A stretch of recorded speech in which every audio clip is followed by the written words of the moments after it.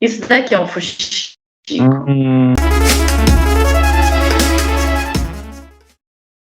É isso aí, pessoal. Começando mais um Cultura Mundi e hoje mais um bate-papo para lá de especial para vocês. E antes de apresentar a nossa convidada extremamente talentosa, eu quero pedir para que você se inscreva no nosso canal, ativa o sininho, curta, comenta e compartilha. Assim você ajuda a gente a expandir cada vez mais o nosso trabalho.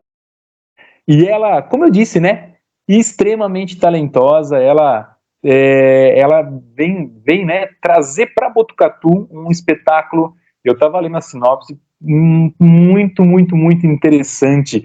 E eu quero saber um pouquinho mais, né, de como foi todo esse processo. Mas antes, Vanessa Petroncari, é isso? Acertei o nome? Falei certinho? Aí, Vanessa Petroncari.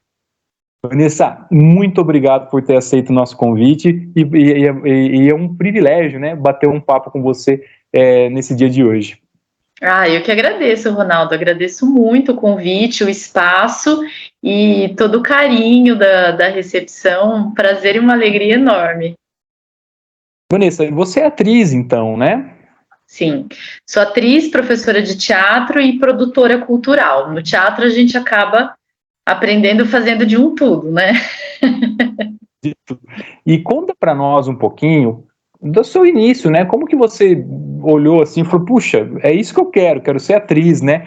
E dali também já emenda o seu trajeto ali, né? Quando você começou a encenar, quando começaram os seus estudos, até onde você foi. Conta para nós um pouquinho dessa história. Nossa, Ronaldo, é uma longa história. O teatro ele tem umas coisas mágicas e loucas que acho que a gente não dá muita conta de entender no racional às vezes, né? Essa minha trajetória profissional no teatro também, às vezes eu falo assim, gente, o que me levou a querer trabalhar profissionalmente com teatro, né? Num país em que o contexto cultural é muito desafiador diariamente para os artistas, não só artistas, mas todos os agentes que trabalham com a cultura, ainda mais numa cidadezinha pequena, porque eu não sou nem de São Manuel, eu não sou nem de Botucatu, eu sou de São Manuel, que é uma cidadezinha aqui do lado, né? Olha, tem um convidado chegando aqui também, ele vai interferir, porque ele é muito falante.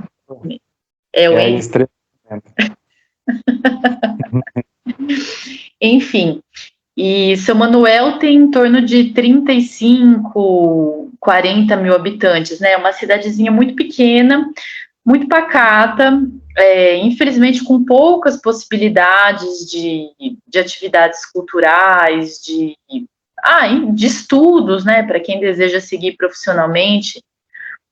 E eu acho que eu fui picada pelo bichinho quando eu era criança ainda. Eu tinha 9 anos, eu comecei a fazer as primeiras peças de teatro na escola, mas aquela coisa muito tímida, muito rasa, de decora o texto e vai, sabe? As professoras, assim, festa da primavera, festa do folclore, aquelas coisas, mas enfim. E aí eu tinha muita facilidade em memorizar os textos da peça.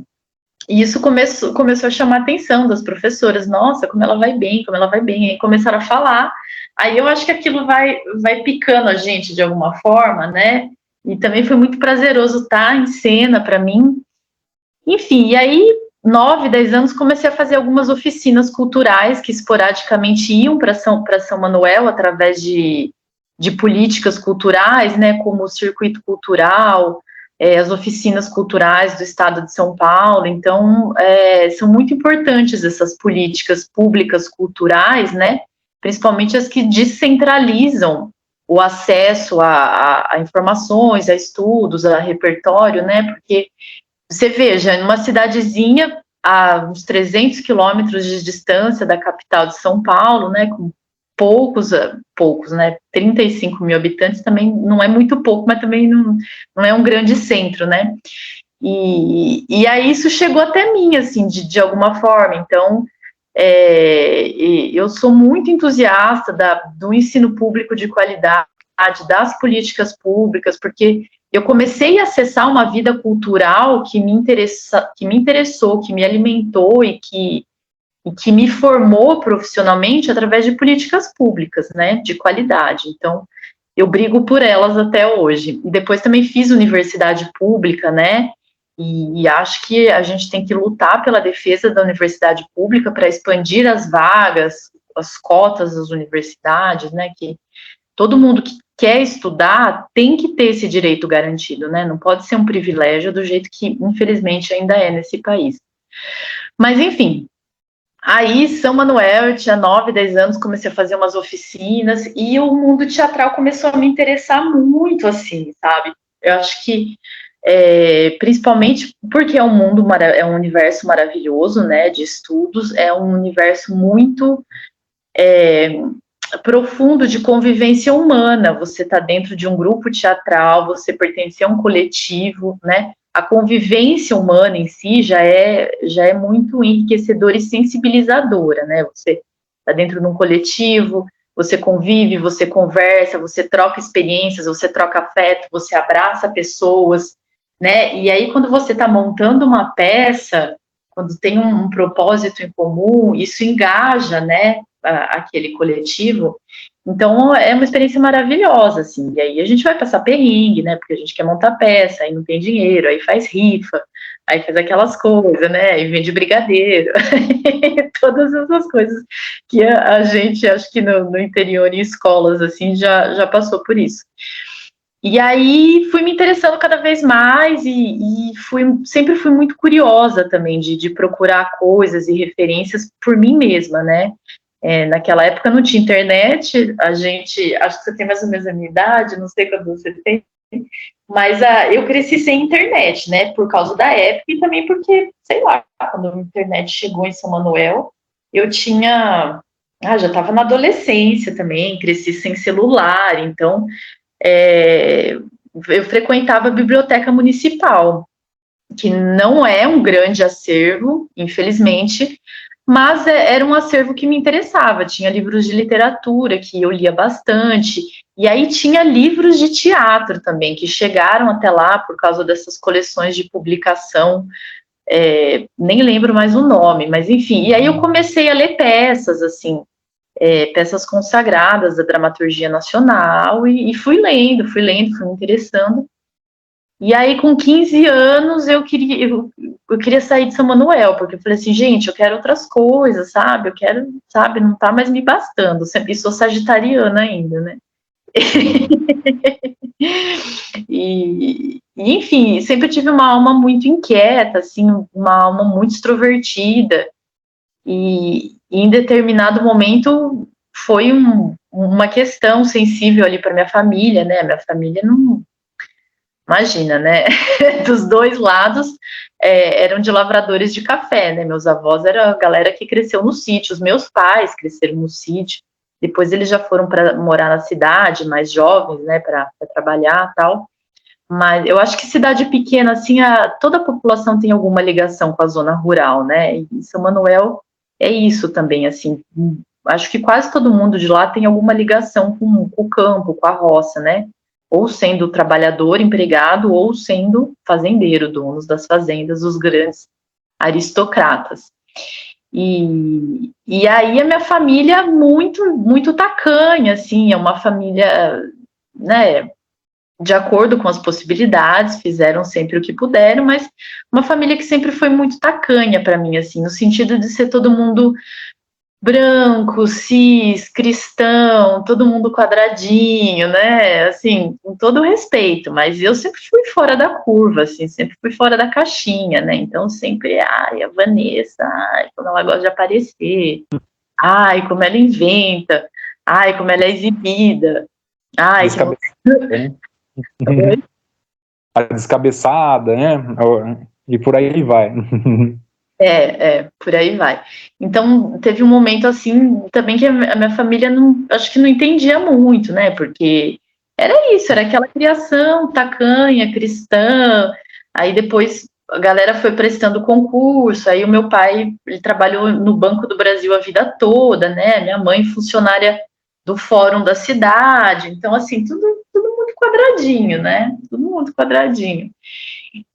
Mas tem uma coisa muito interessante nessa história também, que eu acho que talvez venha muito a minha veia artística daí, talvez, assim, muito não sei, driblando algumas coisas, que é o meu pai. Meu pai, apesar de ser bancário, tudo dentro desse sistema, meu pai foi presidente de escola de samba de São Manuel por mais de 20 anos.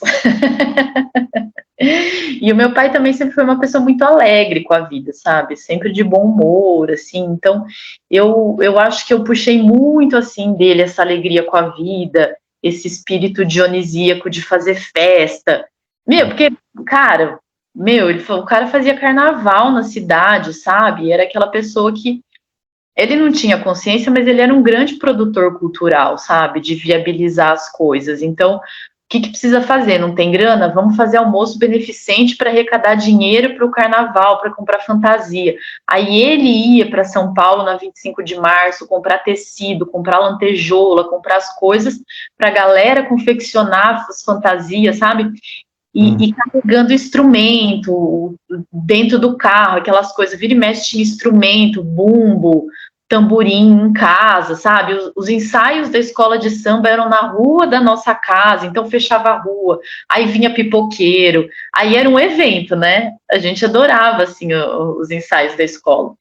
E eu acho que, de alguma forma, isso foi me puxando, sabe? Essa alegria, assim, de fazer a festa, de celebrar, da música, do carnaval.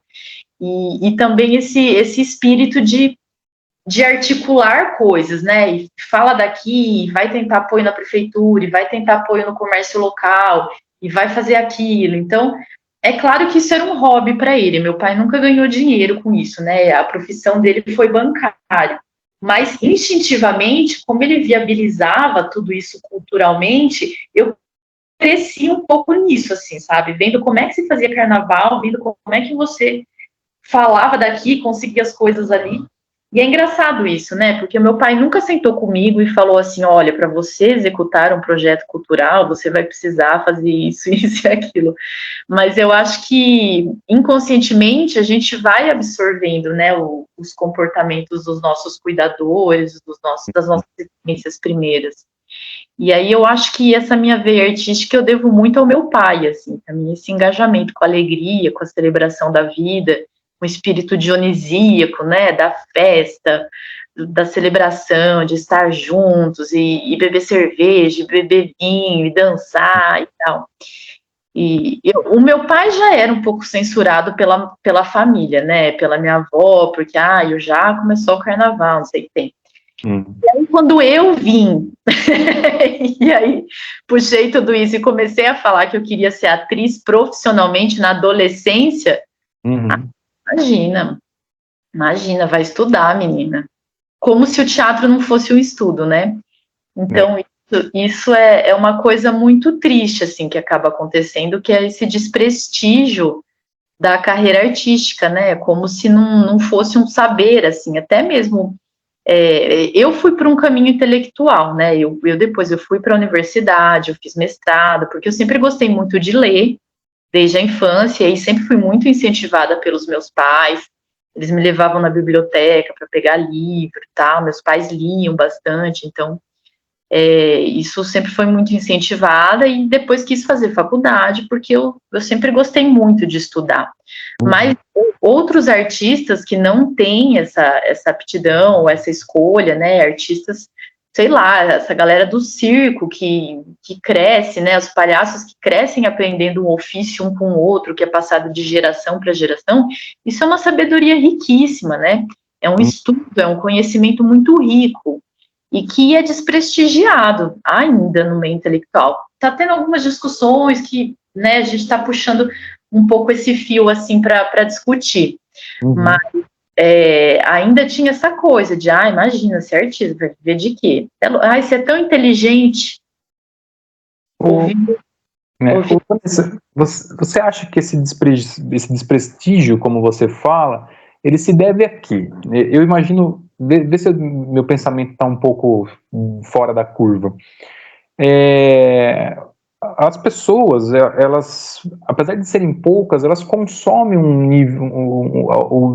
consomem uma cultura depois do seu horário de trabalho, para você se distrair, para você relaxar, para você esquecer do mundo, né? E eles esquecem que aquelas pessoas que produzem a cultura fazem aquilo como profissão, né? E você acha que é isso mesmo? Eles acabam confundindo, porque às vezes é fora do seu ambiente de trabalho, é fora do seu, no seu contraturno ali de momento de relaxar, de esquecer de tudo, e eles acham que isso aí é apenas diversão. E quem está trabalhando com isso, quem está produzindo isso, também está se divertindo. Você acha que é isso mesmo ou tem outras coisas a mais ali? Eu acho que tem bastante isso, sim, Ronaldo. Tem muito a visão da cultura, do fazer teatral, como mérito entretenimento. Muito teatro é entretenimento, muita coisa que passa na televisão é mero entretenimento, porque é isso, a pessoa precisa descansar. A hora que ela chega de uma jornada exaustiva de trabalho, ela não quer pensar, né? E assim, com todo respeito, porque eu não acho que a culpa seja do indivíduo em si, né? A gente tem todo um sistema que gera uma exploração enorme do trabalhador, a carga horária. Se a gente pega grandes centros, como São Paulo, assim, são horas de deslocamento, né? A pessoa que viaja para trabalhar tem uma jornada super cansativa. Não tem como eu cobrar que numa quinta-feira ela ainda vá se locomover, sair de casa para ir no teatro, sabe? Então, são questões muito sensíveis, assim. É claro que tem pessoas que estão ali na resistência, que vão ao teatro, que fazem teatro, né, que se engajam ali.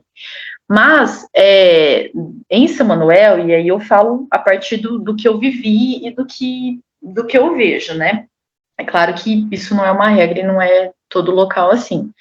Mas tem essa visão da cultura como mero entretenimento, porque agora eu vou descansar, eu vou ligar a TV para ver alguma coisa fácil, né? Não quero algo que me faça pensar no quanto está errado a vida que a gente está levando, né? Porque isso vai dar trabalho, isso vai gerar angústia, isso vai gerar desconforto, e o que as pessoas precisam de certa forma, se manterem um pouco alienadas, né? Não são elas que precisam, o sistema precisa fazer isso. Então, tem todo um projeto de alienação das massas, das pessoas, que coloca um pouco parte da produção cultural nesse lugar, né? Mas não é toda. A produção cultural, ela tem uma parte da produção cultural que é muito engajada no sentido de fazer as pessoas se desalienarem, né?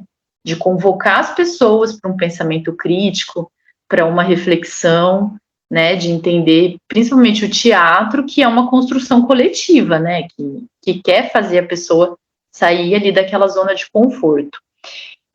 Mas também eu acho que tem a questão de, em cidades pequenas, pessoas não terem contato com uma produção profissional artística, né? Por exemplo, em São Manuel, assim, é difícil quem vive profissionalmente de teatro. Então, na minha época, eu não lembro, assim, a gente tinha algumas academias de dança que faziam aqueles espetáculos no fim do ano, né, que é muito aquele show, as coreografias, né, que é todo mundo fazendo o mesmo passinho, igual ali, aquela coisa pá, né, que eu fazia, que foi onde eu comecei a dançar também, que foi uma veia de iniciação para mim. Mas, e aí os professores, né, os professores vivem das aulas. Agora, por exemplo, assim, grupo de teatro em São Manuel, profissional, que montava texto, que escrevia texto, que vivia disso, não tinha, não existia. Não existia, porque isso não fazia parte do repertório cultural da cidade, né? E também não existia política pública para possibilitar isso. A gente precisa de política pública para fazer arte, para ter agentes culturais vivendo disso. A gente precisa de política pública. E em cidades pequenas, assim como São Manuel, não existia. Então, assim, eu não condeno minha família também por me censurar, porque era uma coisa que, imagina, gente, não existia no repertório sociocultural deles viver de teatro, viver de arte, né? E aí as alas mais conservadoras, lógico que ingenuamente associam isso à vida bandida, né? À promiscuidade. Então, tudo isso acaba colaborando para um julgamento e uma censura, né? De um meio que é pouco conhecido ainda, né? Assim, cidades pequenas, famílias religiosas ainda, então tem muita censura a isso. Eu acho que falta de conhecimento, falta de referências, falta de política pública, enfim, muitas coisas eu acho que entram nesse balaio aí, Ronaldo. E aí você estava contando pra gente, você saiu de São Manuel, né? E para onde você foi, então, tentar se profissionalizar como atriz? Então, menino, como uma caipira que sou, eu tinha o sonho de ir para a Capitar, né? Eu queria fazer USP, queria fazer artes cênicas na USP, então eu fiquei os últimos anos da escola estudando para passar no vestibular, né? E isso também é outra crítica que hoje eu olho para trás e falo assim, meu Deus, a educação não pode ser uma máquina de fazer as pessoas quererem passar no vestibular, né? Então, enfim, tem muito pano para manga, assim, depois que você vai para a arte e educação, que você começa a enxergar a educação como realmente um processo de formação sensível de um ser humano, né? Você pega esses métodos apostilados de aprovação no vestibular, eu falo assim, cara, tá muito errado o que a nossa sociedade está entendendo por educação, né? Mas, enfim, um adolescente é uma bela de uma moeda de negócios, né? Nesse aspecto, né? Mas, desculpa te interromper, continua. Não só o adolescente, né? O pré-adolescente, porque eu fui para o ensino médio, né? Que é quinta, sexta, sétima, não, ensino médio é primeiro, segundo, terceiro colegial, mas já nem lembro nem sei como é que é a divisão agora. Na minha época era ginásio, colegial, enfim. Isso. Enfim, mas eu já era muito preocupada em passar no vestibular, porque, né, eu tinha que estudar, tinha essas coisas que o sistema vai enfiando na nossa cabeça. E aí, enfim, aí estudei, não passei na USP, fiquei frustradíssima. E aí, por sorte, tinha prestado Unicamp, porque algum professor meu falou que o Unicamp era legal e tal, só que eu não passei em artes cênicas, eu passei em letras, que foi minha segunda opção. Né, porque tinha essa coisa de você colocar a primeira, segunda e terceira opção, né, e aí se sobra a vaga, eles vão remanejando. E aí eu fui chamada para fazer letras na Unicamp. Aí eu falei assim, bom, das duas, uma. Ou eu gosto, eu acho legal, ou eu faço cursinho, né? E aí também tem aquela coisa de quem não é aprovado, tem que fazer cursinho, tem fracasso, assim, na testa, né? Horrorosa. Enfim, aí eu fui para a Unicamp fazer letras e comecei a achar tudo muito legal. Comecei a achar tudo muito legal. A vibe da universidade, as pessoas, as disciplinas, né? Teve um choque. O primeiro ano foi um choque, assim, para mim, tanto de solidão, né? De estar longe da família, da casa. Mas comecei a me interessar por algumas coisas, uns textos ali, e aí você começa a abrir a cabeça, né? Você começa a ter contato com outros pensamentos, com outras referências, inclusive teatrais. E daí foi na faculdade de letras que eu comecei a aprofundar os meus estudos teatrais, em dramaturgia. Foi lá que eu comecei a ler os originais do Stanislavski, não no russo, né? Obviamente, comecei a ler em si esses grandes pensadores do teatro euro-ocidental, né, que até então era o currículo oficial das escolas, o Stanislavski, o Brecht, Artaud, Grotowski. Eu comecei a ter contato com essa galera na faculdade de letras. E aí foi muito legal. Eu falei assim, quer saber, vou terminar essa faculdade. E aí também tinha o pensamento de, é bom ter uma segunda opção profissional, porque a gente sabe que a vida no teatro é um perrengue. Então, o meu plano era fazer letras, depois fazer cênicas, e daí eu já começava a dar aula, comecei a dar aula durante a faculdade, comecei a fazer um dinheiro ali dando aula, e fui indo. Aí terminei a faculdade de letras, e falei assim, bom, agora eu vou prestar... teve um episódio bem bem interessante nisso tudo que eu preciso falar, que foi um intercâmbio que eu consegui pela Faculdade de Letras para estudar teatro em Paris, na Sorbonne Nouvelle. Foi pela Faculdade de Letras também. E aí, justificando o meu interesse por dramaturgia, eu consegui me matricular no Instituto de Teatro, lá da faculdade. Então, foi um ano que eu morei em Paris, só estudando teatro. Então, eu falei assim, nossa, isso é muito legal, né? Isso é uma coisa que só, pelo menos para mim e para as pessoas da minha classe socioeconômica, só conseguiriam através da universidade pública, né?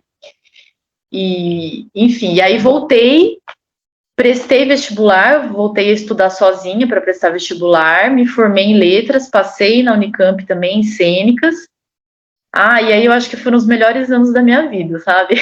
A faculdade de artes cênicas, assim, foi muito legal, porque fazer uma segunda faculdade já te traz um outro olhar, uma outra maturidade, né? Eu já estava 5 anos mais velha. Também exige uma paciência, porque daí você vai entrar na faculdade com uma molecada de 17, 18 anos. Então, assim, exige uma paciência. Mas, ao mesmo tempo, me trouxe uma outra maturidade para um outro aproveitamento do curso, das disciplinas, né? Eu já estava entendendo um pouco mais do que era um estudo teatral, do que era, enfim, pensar uma carreira enquanto artista, né? E a faculdade de teatro é muito legal, porque vai te dar muitas opções, assim, não só de ser atriz. Eu sempre gostei muito de atuar, mas lá eu comecei a estudar, aprender a fazer figurino, você vai aprender a olhar para uma cenografia, para dramaturgia, para direção de cena, né? Então, você vê que no teatro você pode trabalhar com várias outras coisas também. Você pode fazer o figurino, cenografia, você pode trabalhar com a iluminação, com a trilha sonora, escrever texto, com direção, com aula, enfim, né? Tem um leque de possibilidades. Mas, ao mesmo tempo, se formar em artes cênicas é bem desafiador, assim, eu senti bastante essa diferença, profissionalmente falando, né? E a gente fala de mercado de trabalho mesmo, assim, no sentido de demanda de trabalho, de ter trabalho pago, de ter local para a gente se engajar enquanto profissionais mesmo, né? E isso, infelizmente, no Brasil ainda é muito raso, assim, sabe? O mercado não consegue absorver os profissionais que a gente forma, e tem gente muito boa saindo da faculdade, não só de faculdade, de cursos técnicos, cursos profissionalizantes, que infelizmente acabam indo para outras áreas porque não consegue trabalho, sabe? E aí vai indo, ou porque cansa, ou porque vê que não era mesmo o que ele queria, e vai para outra área, sabe? Então é um cenário triste, assim, sabe? É um cenário triste nesse sentido. Comigo aconteceu o seguinte, eu me formei em letras, eu já dava aula há um tempo, voltei do intercâmbio, comecei a dar aula de francês também, e você já sai trabalhando da faculdade, né? Porque tem muita demanda de professor, de corretor de redação. Eu trabalhei, acho que uns 10 anos corrigindo redação. E corrigindo redação para instituições grandes, assim, sabe? Eu corrigi Enem durante muitos anos, corrigi vestibulares da Unesp, da Santa Casa de São Paulo, trabalhei muitos anos com a Fundação Vunesp, sabe? Que foi o que me possibilitou uma entrada de grana que eu não tinha com o teatro, por exemplo, porque, enfim, depois que eu terminei a faculdade de cênicas, eu comecei o mestrado, mas aí eu me mudei para São Paulo. E eu dava aula de teatro, fazia uns trampos aqui, outro ali, que você vai pegando, mas é isso, é muito assim, sabe? Uhum. E aí algumas pessoas saem com um grupo de teatro, que daí também é outra batalha para você engajar o grupo. Eu tinha grupo de teatro, mas infelizmente o grupo acabou se desfazendo. Foi uma grande dor no meu coração, porque eu queria muito continuar, eu sempre gostei muito de trabalhar coletivamente, né? Apesar de demandar bastante, assim, sabe? Em todos os sentidos. Mas é um lugar de muita alimentação afetiva também, né? Então, é um lugar que nos traz uma força, assim. Mas, enfim, e aí fui trabalhando com redação, fazendo teatro e tal, e eu falo que eu consegui me livrar das redações há poucos anos, assim, que eu virei durante a pandemia, que eu falei assim, cara, não quero mais coisa de redação, agora eu quero focar no meu trabalho de atriz, assim, sabe? Porque é uma conta matemática muito óbvia, né? Você precisa de tempo e energia para fazer as coisas. E se eu gasto tempo e energia corrigindo redação e fazendo outras coisas, eu não vou ter tempo e energia para investir no teatro, que é o que me interessa. Mas aí vem muito um boicote pessoal e inconsciente que a gente escuta sempre desde pequena, né? Imagina, você não vai conseguir viver de teatro, imagina, né? Tem uma segunda opção. Então, ainda mais numa época, né, Vanessa, de pandemia, né? Você fala desse boicote, né? Era um momento que todo mundo estava assustado, um momento de incerteza geral de como que isso ia acabar, como que até onde isso ia, né? Sem contar nessa política pública que teve do governo anterior de total destruição no setor cultural, né? Entre outros, mas principalmente no setor cultural, e que vocês ficavam realmente jogado na lata do lixo, né? E quando você decide mudar, né, definitivamente, durante a pandemia, foi, acho que, um ato de coragem mesmo, né? Foi assim, vai, né? Só vou. Não vou nem pensar muito, porque senão acaba retrocedendo, né? E conta pra gente como é que foi para você, principalmente, esse período pandêmico.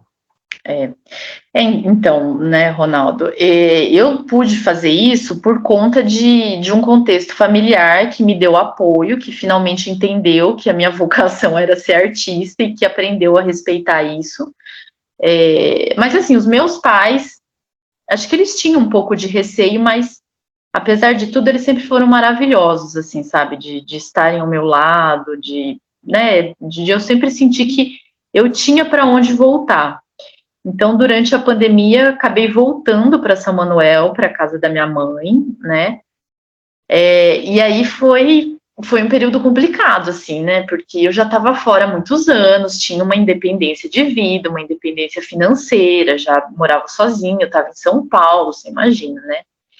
Só que e aí é isso, as coisas começaram a fechar, os trampos começaram a diminuir, né? Eu estava dando aula num projeto social que atua lá na periferia, que eu continuo lá até hoje, que é o Projeto Palco, mas foi a única coisa que continuou, assim, que depois a gente continuou online. E aí eu não tinha mais como pagar aluguel em São Paulo, pagar conta sozinha, sabe? Eu falei assim, cara, não vai rolar, fora ficar confinada num apartamento, que eu já não estava gostando muito mais de morar em São Paulo, sabe? Tava acelerando a minha ansiedade de um jeito bem adoecedor, então eu já estava percebendo que eu estava precisando sair dali para um outro lugar, sabe? Que eu já estava adoecendo emocionalmente, assim. E aí começou a fechar tudo, eu falei assim, cara, vou voltar, né? Aí voltei para São Manuel, peguei o meu gato Henrique, uma mala de roupa de calor, que a gente estava achando que ia ser só 15 dias, né? A quarentena. Ai, gente, que desesperador que foi, né? Porque daí o negócio não passava nunca.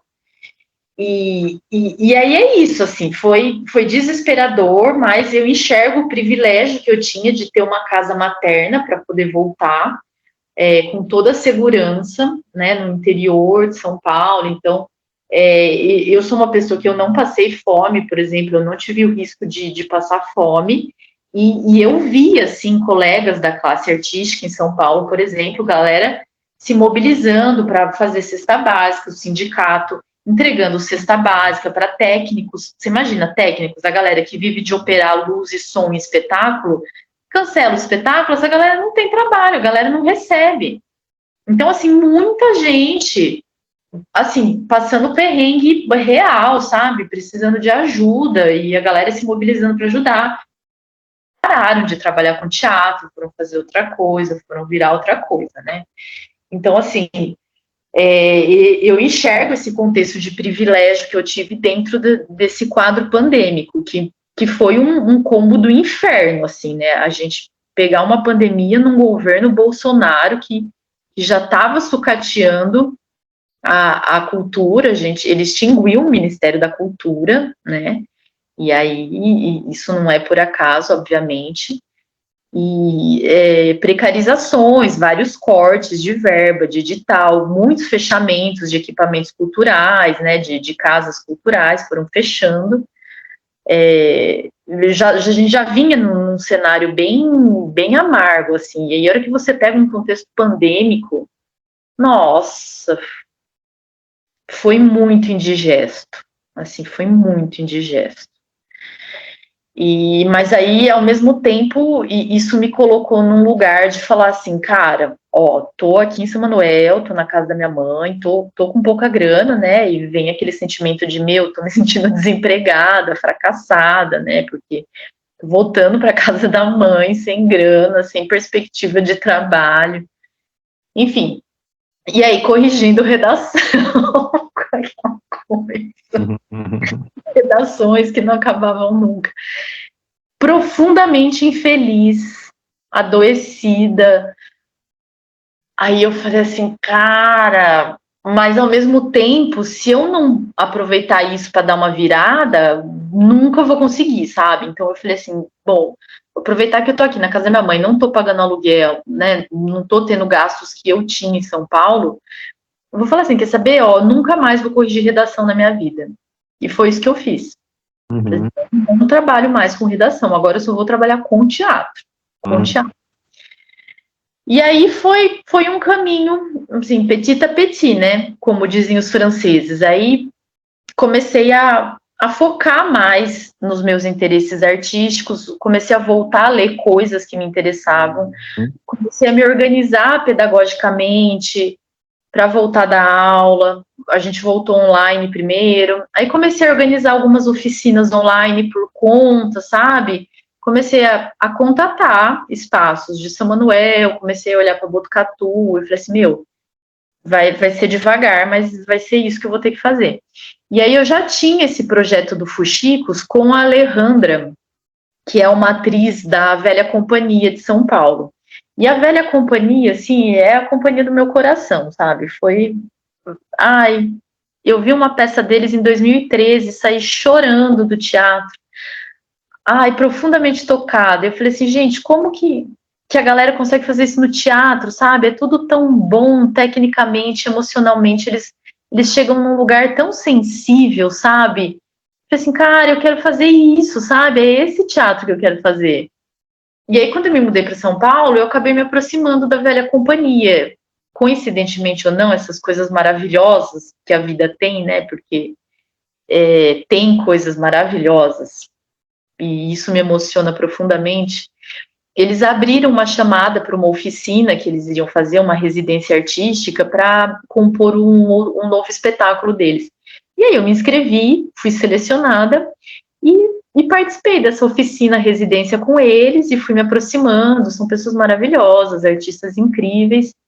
E aí tinha essa coisa do fuxico, né? Que era uma memória familiar minha, de ter aprendido essas habilidades manuais com as minhas avós, a criação na roça, né? Eu ter crescido muito perto das minhas avós, ia para o sítio todo fim de semana, aquela coisa, brincava embaixo do pé de café, aquelas coisas.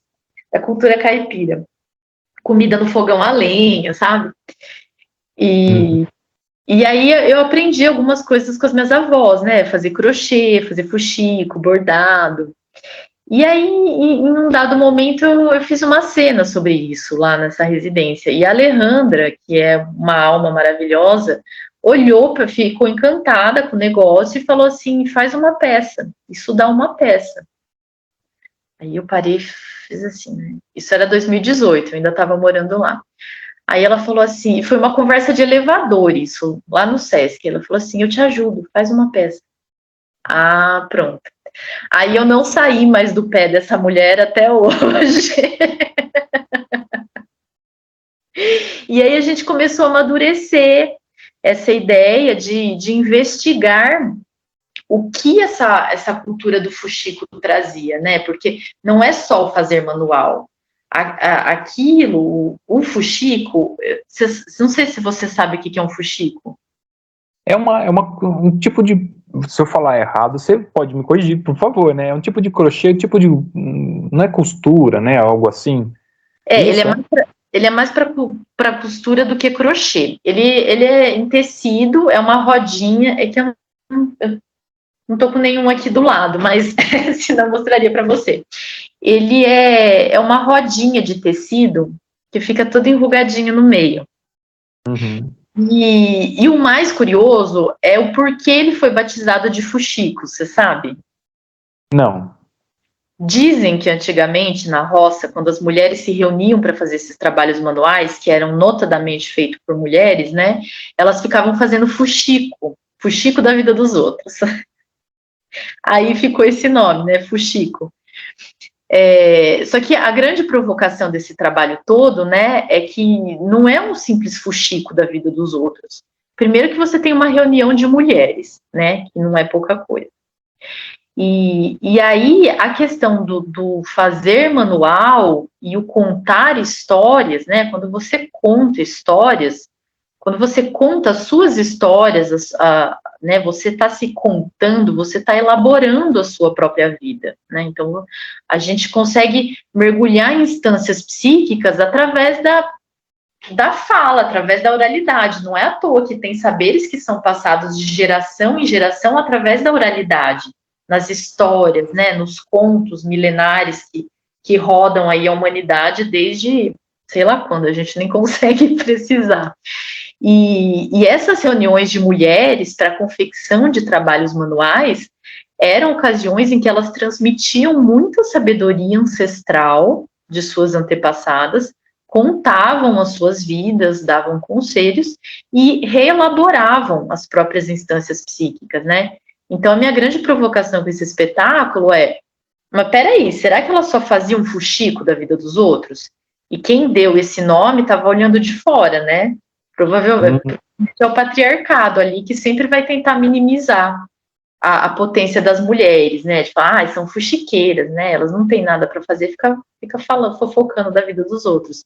E quando você vai perguntar para essas mulheres quais são as histórias que elas contam, a gente tem um outro lugar, a gente tem um outro ponto de vista, né? Então, eu gosto de pensar que em cada fuxiquinho tem uma história costurada, sabe? Eu acho muito bonita essa imagem de costurar histórias. E foi a Alejandra que me alertou para isso, né? Que era muito potente isso, essa questão dos trabalhos manuais, né? Que você está produzindo uma arte palpável ali. Não é à toa que a gente tem as rendeiras do Nordeste, eu não lembro exatamente a localidade delas, mas aquilo já foi tombado como patrimônio cultural, né? Porque é um patrimônio artístico muito muito forte, né? As mulheres que sabem fazer esses trabalhos manuais, que sabem fazer bem, não é fácil, né? Não é pouca coisa. Não é só você ficar lá falando da vida dos outros, né?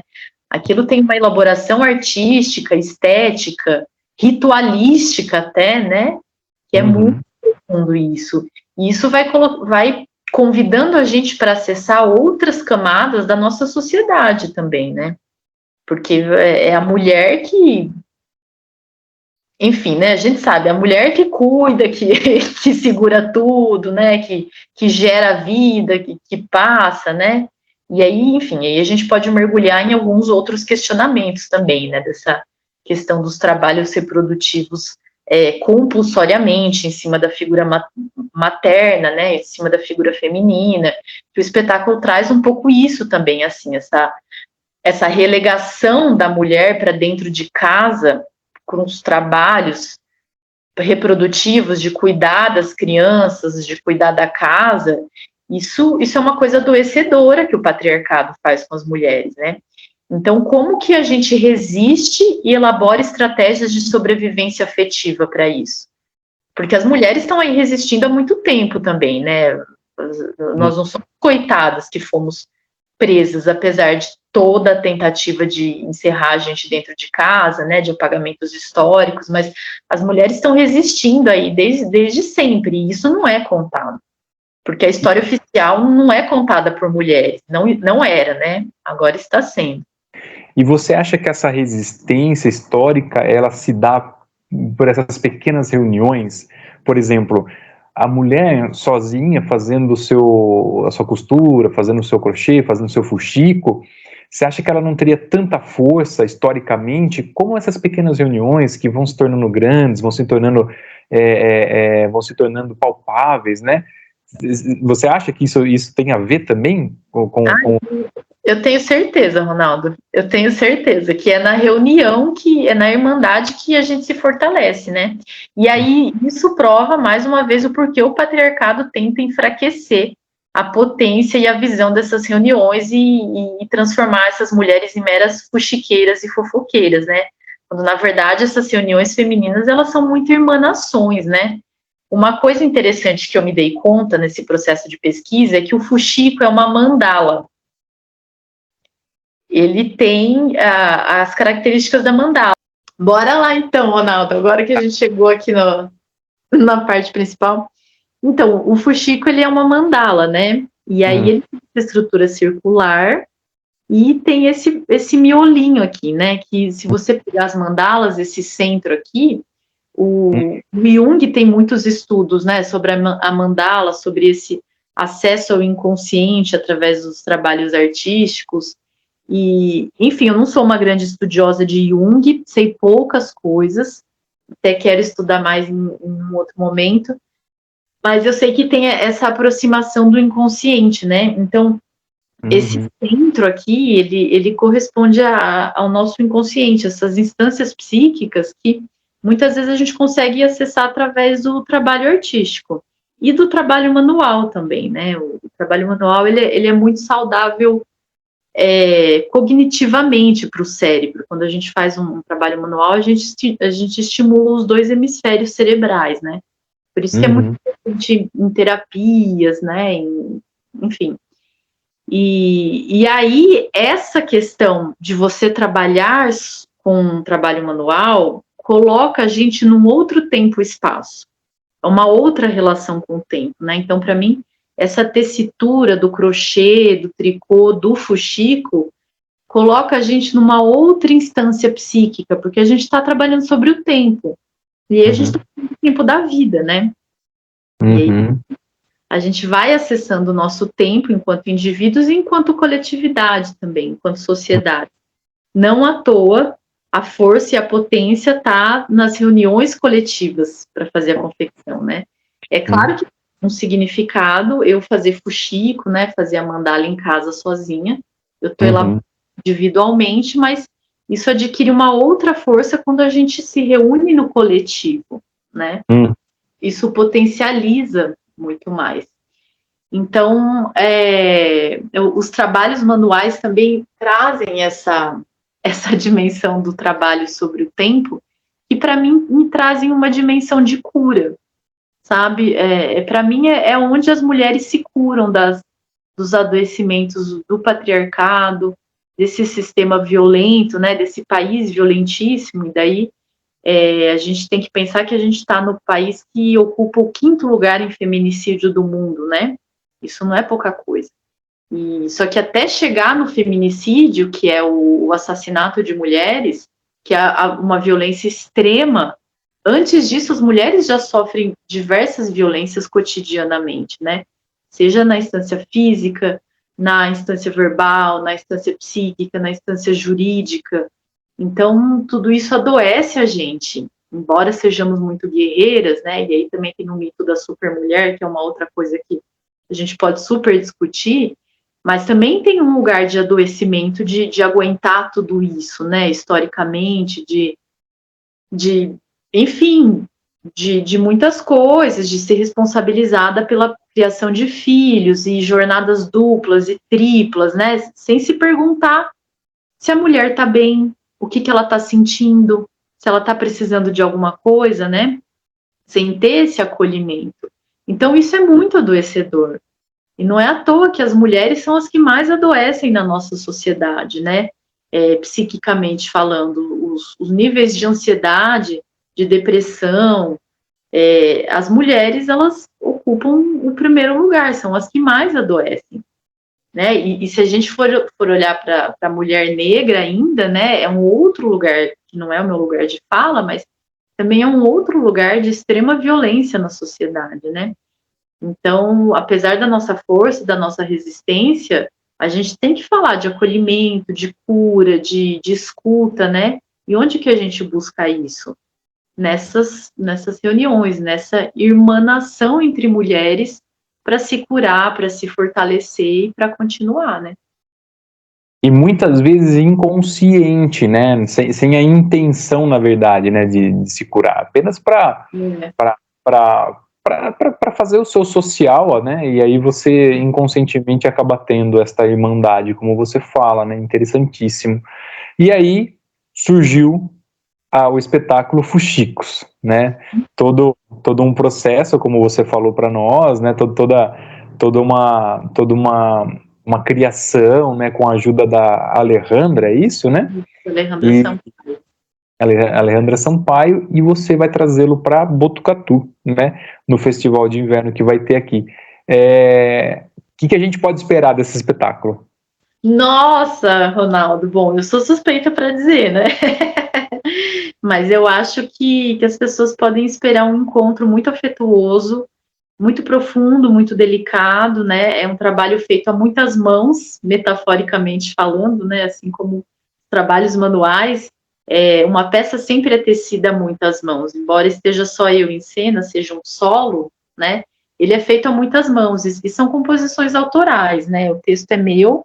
Eu escrevi com a assessoria dramatúrgica do Kiko Marques, que é um grande dramaturgo, que é o diretor da Velha Companhia. As composições, a trilha sonora são composições autorais. Um dos músicos, inclusive, é daqui de Botucatu, Gustavo Sarzi. Tem também Bruno Sanches, que é um violeiro incrível. Bruno Menegatti, que assina a direção musical. O figurino e o cenário foram feitos pelo Verson Souto, que é um artista que é daqui de Botucatu também. A iluminação foi feita pela Adriana Dan, uma iluminadora de São Paulo. Então, tem outros parceiros também que participaram comigo nesse processo, né? Olhando, provocando, Matheus Menezes, que é o meu provocador cênico, né? Que sempre cutuca algumas coisas. E então é um trabalho feito a muitas mãos e autoral, assim, né? São coisas que foram feitas para o espetáculo.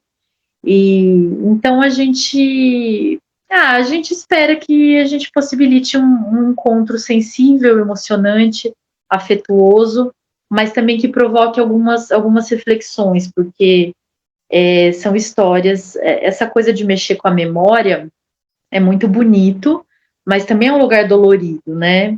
São memórias doloridas ali, a gente está falando de mulheres adoecidas. Eu comecei a olhar para as mulheres da minha família, né, para escrever essa peça. Então eu fiz um resgate de memórias a partir de mim, né? O grande mote a partir do Fuxico, a costura toda sai a partir de mim. Então eu olho para as mulheres da minha família e daí eu vou costurando outras histórias de mulheres também com quem eu fui conversando nesses últimos anos para fazer essa grande colcha, né? É uma grande colcha de retalhos, assim, a peça. Tem coisas bonitas, tem coisas doloridas, tem coisas emocionantes, mas eu acho que vale a pena, porque uma peça de teatro é sempre uma experiência, né? É sempre um encontro, é sempre um convite para a gente olhar coisas que a gente não vê cotidianamente e para a gente olhar para as coisas cotidianas de uma outra forma a partir dessa experiência, né? Maravilhoso. E qual que é o gênero da peça? Nossa, difícil falar, hein, Ronaldo? Eu acho que ele é mais para drama, mas tem umas pitadas de comédia também, tem umas pitadas de riso. A gente poderia falar que é um gênero épico, assim, se a gente for na classificação teatral, né? Porque é uma narrativa, é um gênero épico que eu me coloco como narradora, quebro a quarta parede, converso diretamente com o público, mas também a gente tem cenas que a gente fala que são dramáticas, que são ali do teatro classicão, né? Mas é mais épico mesmo. Que legal, que legal. A classificação etária a gente coloca como 10 anos, né? Assim, não tem nada impróprio para criança, mas não é uma peça infantil. Não é uma peça que as crianças vão ver, assistir, porque tem coisas densas, né? A narrativa, ela vai se costurando, então ela exige um outro olhar, assim. A gente coloca a partir de 10 anos, porque menos que isso também as crianças não conseguem aproveitar, né? Não é aproveitado para elas. Frozen não vai estar lá, então fique em casa. Então, não vai ter Let It Go dessa vez, né? É outro Let It Go. É outro Let It Go. Legal. Vanessa, eu vou deixar abertos os nossos microfones para você fazer o convite para a galera que quer assistir, né, que se interessou, né, e está afim de conhecer um pouquinho o espetáculo Fuxicos. Os microfones estão abertos para você. Obrigada, Ronaldo. Queria convidar a todos que estão ouvindo essa entrevista, esse papo delicioso com o Ronaldo, esse fuxico enorme aqui em Botucatu. Queria convidar vocês para assistirem o espetáculo Fuxicos, de minha autoria, quinta-feira, dia 13 de julho, no Teatro Municipal, dentro da programação do Festival de Inverno. É gratuito, classificação etária a partir de 10 anos. Então, convidem a família, amigos, é um encontro muito especial, é um trabalho muito delicado, um trabalho autoral, fruto de uma pesquisa de mais de 3 anos sobre narrativas femininas e trabalhos manuais. Então, eu acho que vale a pena e você não vai se arrepender, vai ser uma noite bem especial. Entrada franca, né? Entrada franca, isso, gratuito. Legal, legal. Então tá todo mundo convidado, né, a estar lá agora dia 13, lá no Teatro Municipal, correto? Se eu der informações erradas, você já vai me corrigindo. Que legal. Tá corretíssimo.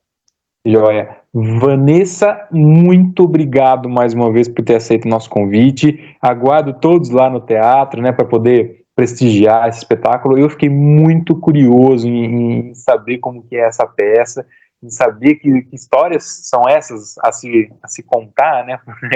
E realmente fiquei empolgado. Tomara, já é um sucesso, mas tomara que as pessoas consigam sentir e vibrar muito, muito, muito durante o espetáculo. Mais uma vez, muito obrigado, viu? Eu que agradeço, Ronaldo. Agradeço muito o convite, agradeço o espaço, agradeço o interesse por você, do Cultura Mundi, pelo trabalho cultural independente e autoral, né? A gente precisa falar sobre isso também, que é um desafio cotidiano a gente trabalhar com teatro de forma independente, de forma autoral, né? Eu não sou uma artista famosa, eu não sou global, né? E então isso é muito precioso, assim, espaço midiático. Isso realmente é muito difícil a gente conseguir. Então, eu queria celebrar esse momento que você está abrindo para mim, para o trabalho. Isso é muito importante. A gente precisa de todo o apoio, né? De toda a sociedade, de todos os meios. Então, agradeço muito pela sua sensibilidade, pelo olhar, pelas perguntas, né? Foi um bate-papo prazeroso, assim. A gente ficou mais de 1 hora conversando, eu nem vi o tempo passar, né?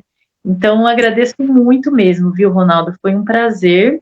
E você está convidado / convocado para assistir a peça. Com certeza, com certeza. As pessoas te encontram como nas redes sociais para saber um pouquinho mais sobre você e sobre o seu trabalho? Claro, eu estou no Facebook e no Instagram, Vanessa Petroncari. Pode digitar lá que você me acha. Qualquer dúvida, qualquer questão, pode me escrever, que nós estamos aí. Legal.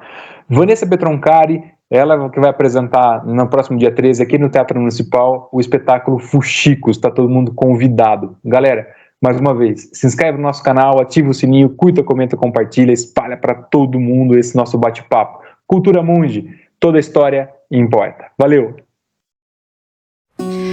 Eu sempre gostei muito de ouvir histórias.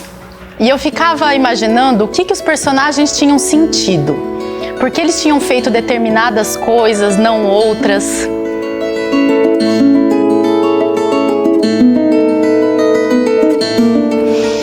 Até que eu comecei a me interessar pelas histórias que aconteciam comigo e com as pessoas que estavam ao meu redor. Então eu comecei a olhar para as mulheres da minha família.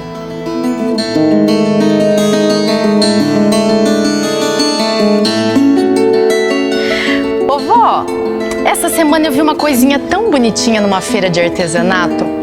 Parecia uma florzinha de tecido, ficava toda enrugadinha no meio e dava para fazer um monte de coisa com ela. Ah, deve ser fuxico. Isso, era esse o nome que a mulher falou. Que nome engraçado, né? Você sabe por que chama fuxico?